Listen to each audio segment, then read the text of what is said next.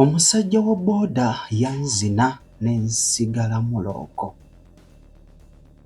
byatandika bwe biti. Mwana muwala anyumiza emboozi ye engeri owa Boda gye yamuzina nga naye yali takisuubirako yadde n'akamu, though yali amwegombyeko. Byatandika bwe biti. Mwana muwala ono alina omulimu gw'akola era nga nnyuka budde bwa kiro bwakya lumu. Ennaku zino zonna emabega abadde ng'ajja ng'amutwala ng'apaakingawo ppiki ng'amulinda ng'abalabi abala amayiriza nga balinnya ng'amutwala. Enfunda eziwera nga bw'omanyi munnange omuntu nti omufunye yagenda okuvuganga. Bwakya lumu ekire nga kitonnya eky'enkuba ey'amaanyi ne basanga mu kkubo omwana muwala atudde ku ppiki owa Boda amutwala wuwe.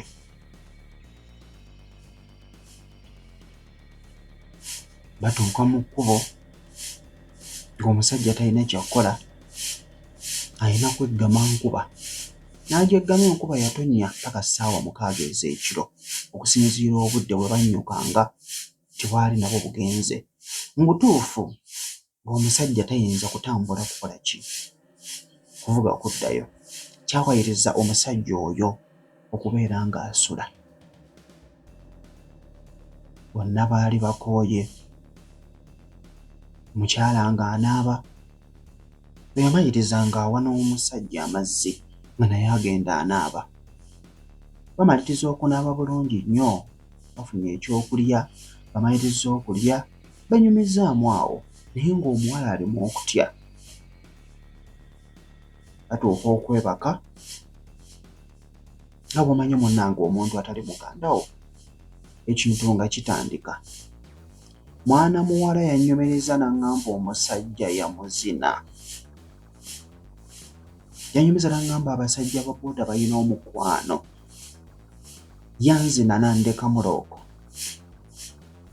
Yannyumiza n'aŋŋamba yasooka n'antandika bulungi.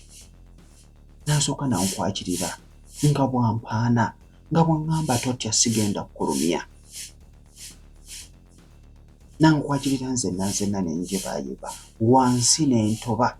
Yalina omukira nga gw'alagirwa nga gulina emisuwa. Kojja omusajja yanzina buli sitayiro zikabuzi ziddogi n'ansitula n'agunteeka munda n'ankwatira kuno ng'alina amaanyi. Bwe nategeerera nti abasajja ba Boda balina omukwano, abasajja ba Boda bazina. Omusajja yanzina buli wembeeraawo ndowooza ye. Kinnemesezza n'okufumbirwa obulungi gwe nnina essaawa eno, kuba buli wembeeraawo ndowooza musajja wa Boda engeri gye yankwatamu, engeri gye yankuba engalo, buli wembeeraawo mbeera ndowooza ye. Simanyi kigenda kunvaako kitya, naye ng'omusajja mpulira mwagala. Ate nga essaawa eno sikyalina we nnyinza kumusanga kubanga navaayo ku mulimu n'enfumbirwa gye nafumbirwa nga bw'omanyi aba Boda omusanze wano omusanze wali, n'ennamba z'essimu tezikyaliko, naye omusajja Nandekamu looko. Simanyi oba ndiddamu okumusanga awantu. Mwana muwala bw'ati bwe yanyumiriza emboozi ye ey'omusajja wa Boda eyamutuusa ku ntikko. Enfunda ezitawera ekiro kyonna baasula mu kunzina.